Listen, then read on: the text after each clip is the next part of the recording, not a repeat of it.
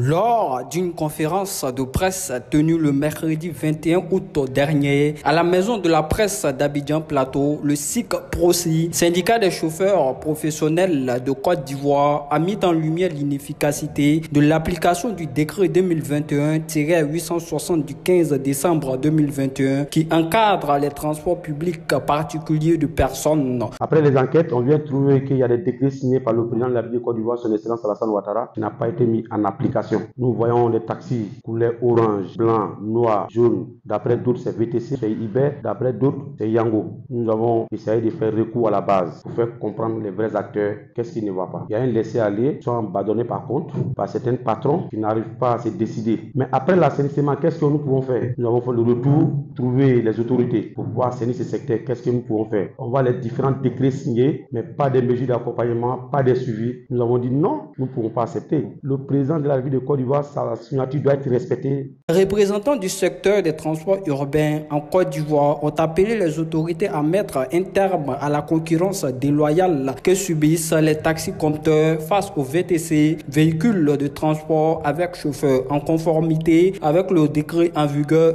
Nous avons vraiment interpellé les autorités que vraiment cette injustice-là prime depuis plus de 20 ans en passant par les véhicules banalisés, les bagarres, les minibus qui traversent les 3 ponts pour aller à Abidjan Sud, qui est interdit d'ailleurs. Mais malgré son interdiction aujourd'hui, quand on arrive à Abidjan Sud, ces minibus-là sont dans tous les sous-quartiers d'Abidjan Sud.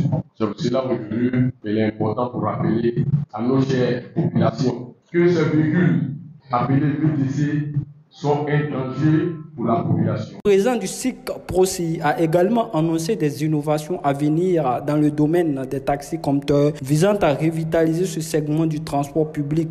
D'ici peu de temps, chaque chauffeur de taxi sera numéroté pour mettre la population en confiance, pour la sécurisation même de nos parents dans les différents taxis. Tous les projets sont prêts avec l'organisation que vous voyez. Et M. Bagayoko a lancé tout à l'heure au niveau des taxis-compteurs qui seront dotés et les différentes intelligences artificielles. L'appareil qui est dedans, ça parle toutes les langues. Quand il parle en Djoula et puis il te répond. Quand il parle en BT, ça te répond. C'est un appareil que nous avons mis. C'est un compteur, c'est qui était très loin.